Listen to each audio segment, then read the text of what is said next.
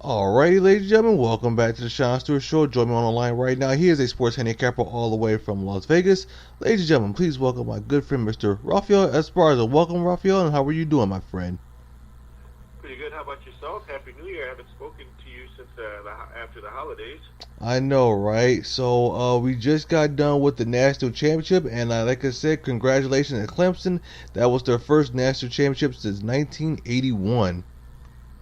Yeah, 30 some odd years. So it was probably one of the most entertaining national championship games. I guess a lot of people didn't watch it because of the way the ratings came out, but I just think a lot of maybe West Coast people maybe either thought Alabama was going to roll all over them, it wasn't going to be an intriguing game, and maybe that's why they didn't watch it. But if there was people who, if that was their reason, they missed a heck of a game.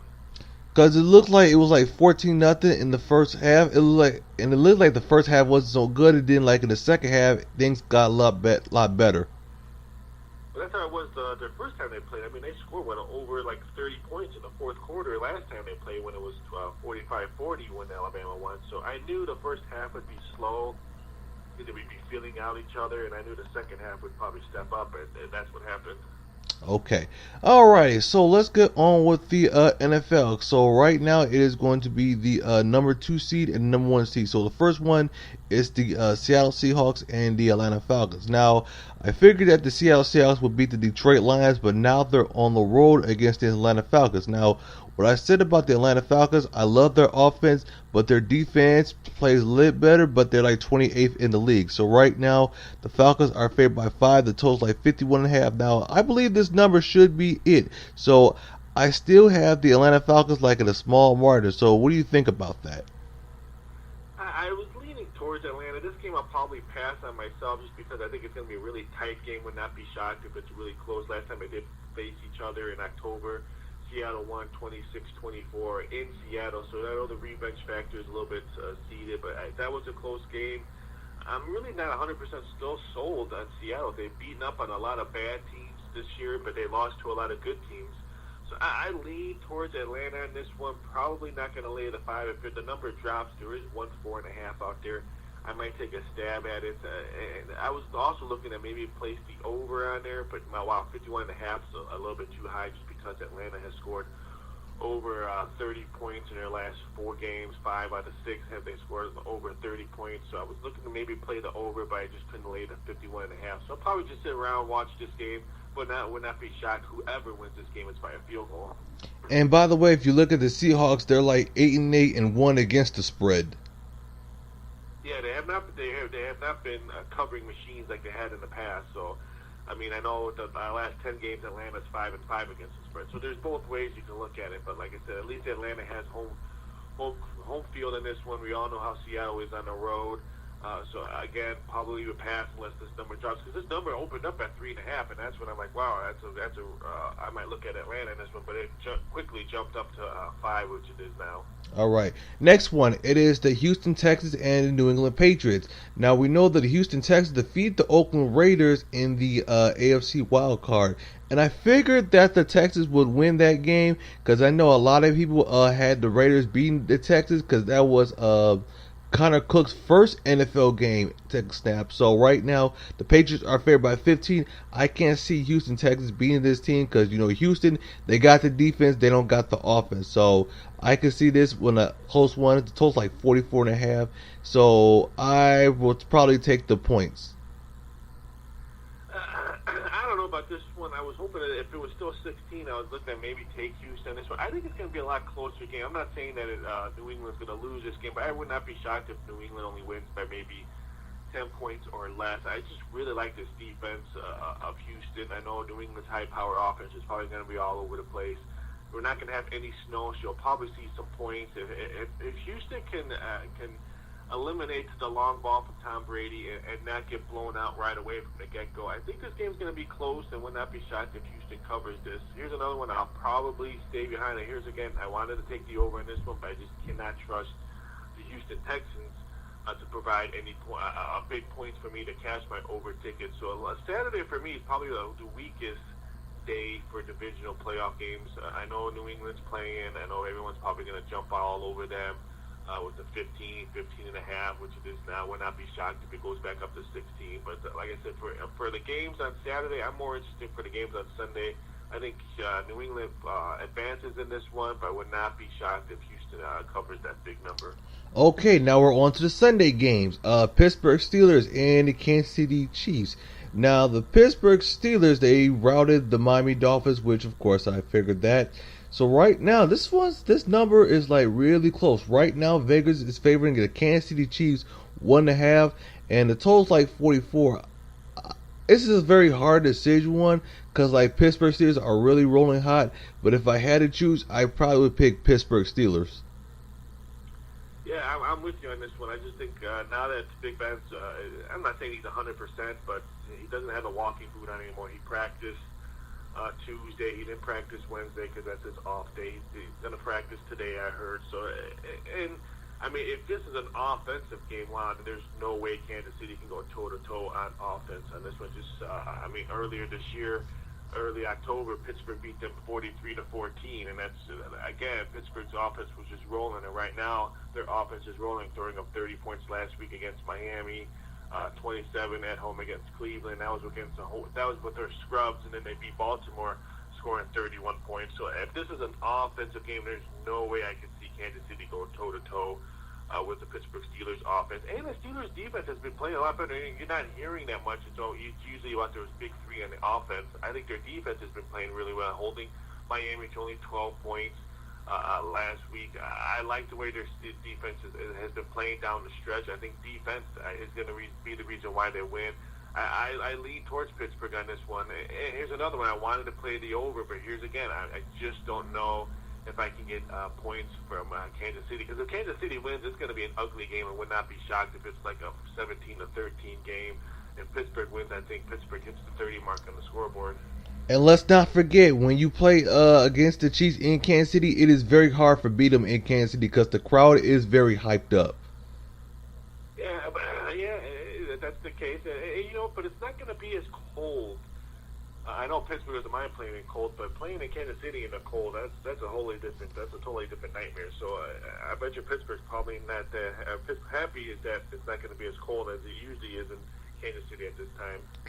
And then, of course, we have the Green Bay Packers and the Dallas Cowboys. Now, the Dallas Cowboys are favored by 4.5. The total's like 52.5. As you know, the Green Bay Packers defeated the New York Giants. And, of course, the Giants, I like their defense, but their offense was so limited, and Odell Beckham was not so good, but that's another day, another topic.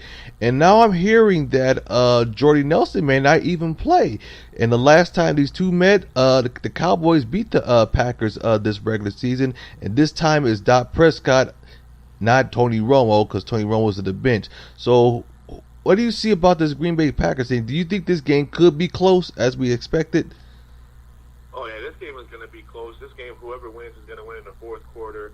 I mean, it would not be shocking if Green Bay pulls the rug off of Dallas with their hot season, going 13-3, 10-6 against the spread, 7-1 at home. It would not be shocked if right now Aaron Rodgers is just on fire. I think he's the best quarterback playing right now. No disrespect to Dak or Tom Brady, right, or Ben Roethlisberger or Matt Ryan, but right now what he has done, since not losing since November 20th to Washington, that he's rung off nothing but throwing up 30 points at will, beating the Giants 38-13, beating your Lions 31-24.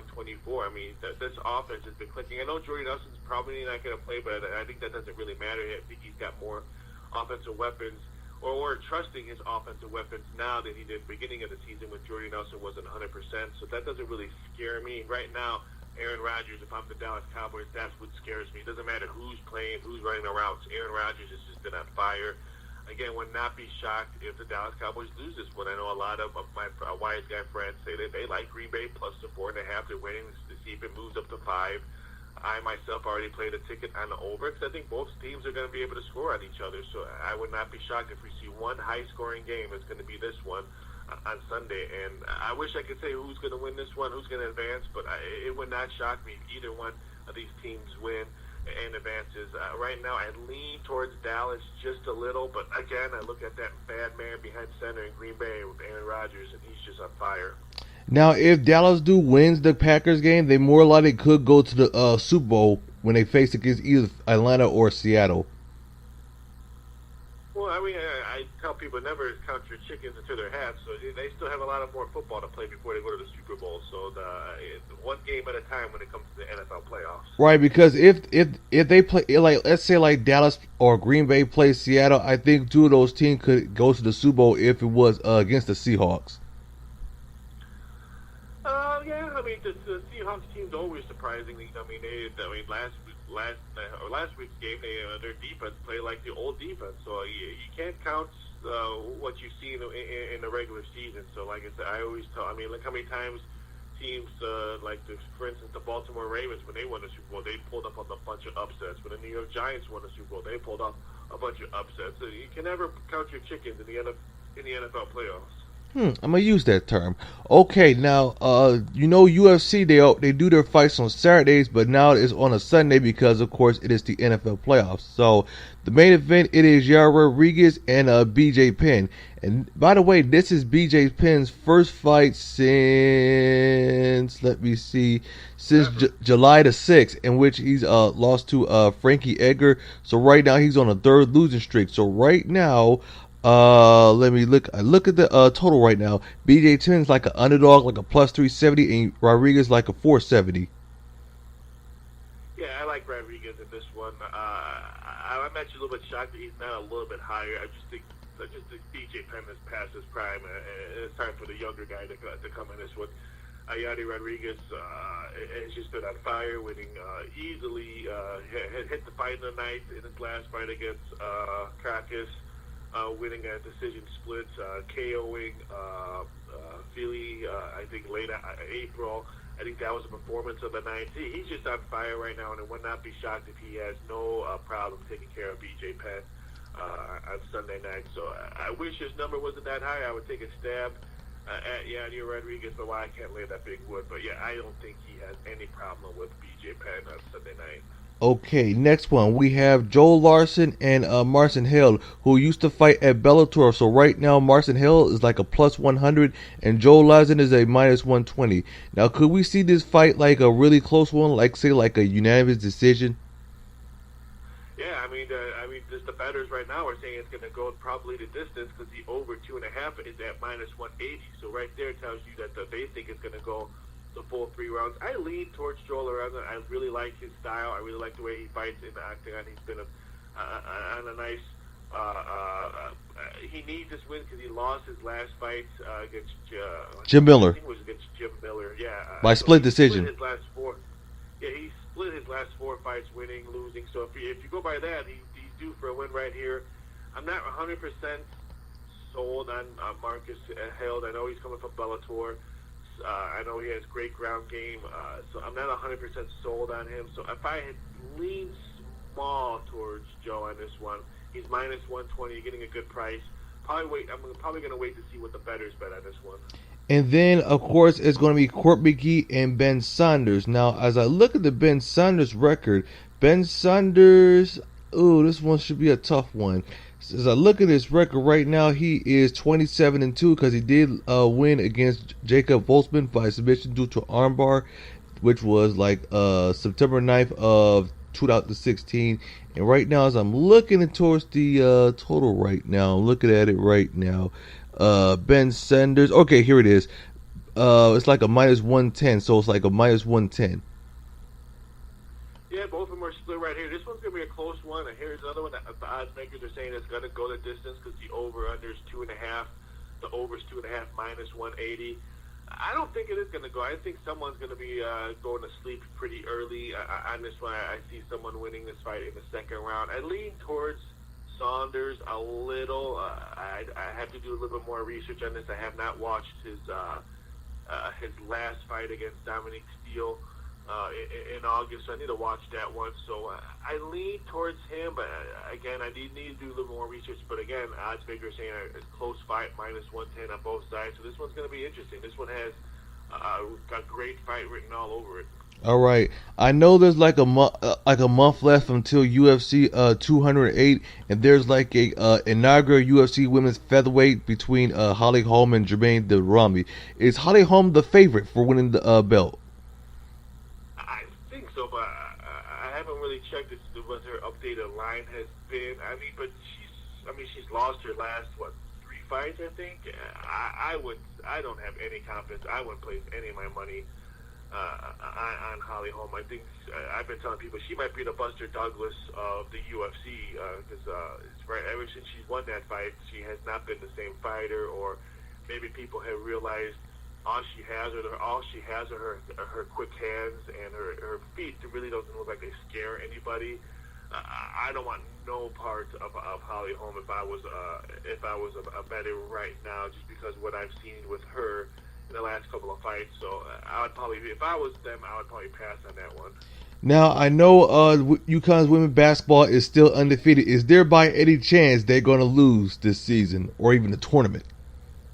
I think they do. I mean, they don't have the dominant team like they've had in the past. They've had a lot of close wins, not like blowouts that we've seen in the past. I don't think they go undefeated. The UConn's had more dominating teams in the past, so Notre Dame could sneak up on them. They could lose in the tournament to a Stanford team or stuff like that, even a Baylor team and all that. I would be shocked if they go undefeated. Now, is there any big games in the Premier League, which is my favorite league? I mean, there's always big games in the Premier League. It's not when. I mean, they go Saturday and Sunday this week. I know a lot of key games are on Saturday late. I should say late afternoon, but in the afternoon.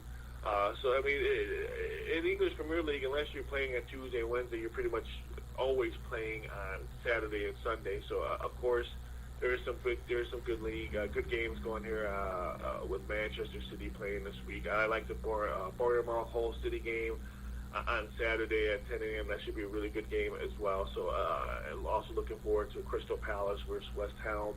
Arsenal's playing Swansea. Swansea usually always plays Arsenal tough. And I know the number's a little bit high, but would not be shocked. There's a lot of closer pitch than everyone's looking at. So there's always you can't say is there a big game in English Premier League because unlike the NFL and all that, it's a small table. So there's always good matchups every week instead of a bad game like a Cleveland Browns versus Cincinnati Bengals. Right. I know next week it's going to be like the beginning of the Australia Open. And I'm also confused with the weather season. Like right here is like kind of cold. And then like over there it's like kind of warm. Yeah, this is their summer part in Australia. This is kind of like their spring summer. So that's why they play at this time. And then, of course, I'm hearing the rumors that more likely that the San Diego Chargers may move back to LA because they did play as the San Diego Chargers. Then they moved to San Diego the next season.